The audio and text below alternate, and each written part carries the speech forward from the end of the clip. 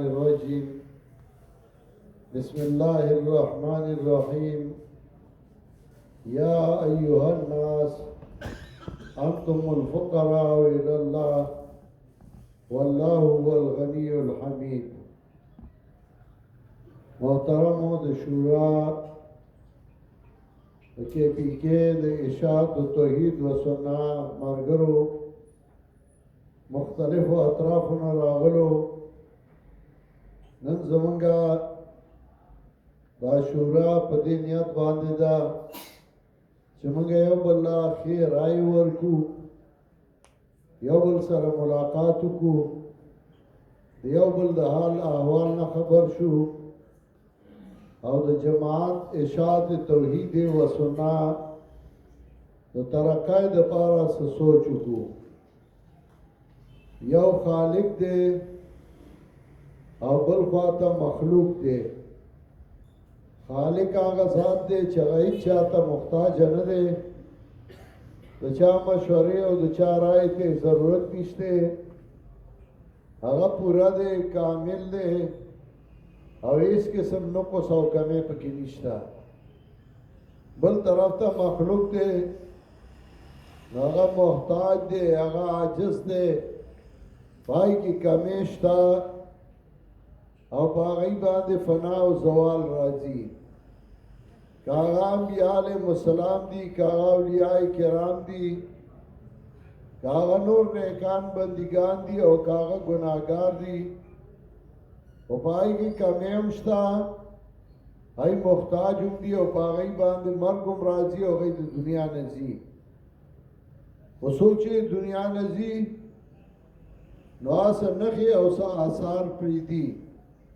دا چار چاپیره تاسو ګورئ، دا المارای د کتابونو ډکې دي او دا کتابونه دا د هغه چا آثار دي او د هغه چا نښې دي چې زموږ نه مخکې د دین خدمت کړی دی. هغه یې و نو د دین خدمت کېده، هغه یې لاړه او هماغه د دین خدمت کېږي او هغه دین دی چې الله یې ساتي. ای پورې موقوف نو چې هغه لاړ او دین ختم شو او دین لاړ.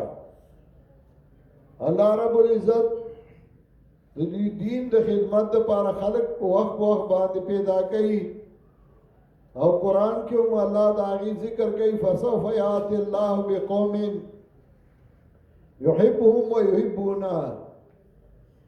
زر دی چې الله به یو قوم راولي چې الله به د هغوی سره مینه کوي او هغوی به د الله سره مینه کوي.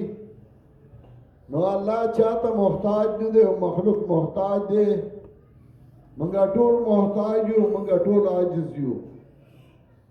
زموږ نه مخکې حضرت شیخ القرآن نور الله مرقده او د هغه ملګري یو جماعت جوړ کړی و چې د هغې نوم جماعت اشاعت توحید و سنت.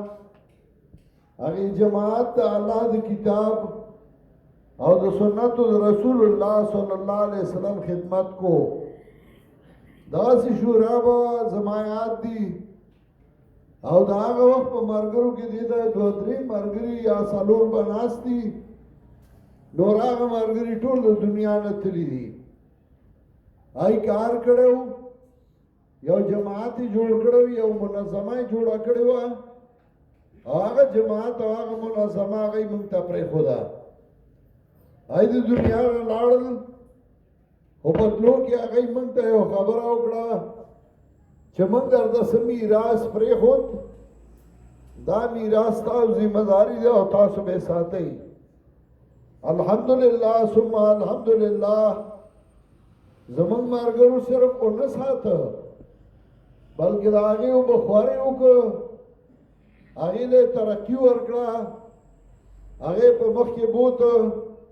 دا د یو تن کار نه دی، دا هلکي چې ملګري ټول د یو بل سره متفقي متحدي، د ملګرو د یو بل سره مینه یې، د یو بل مرسته کوي، د یو بل حمایت کوي او دې ته ګوري چې کوم سړی موږ استعمالوي او کوم موږ استعمالو.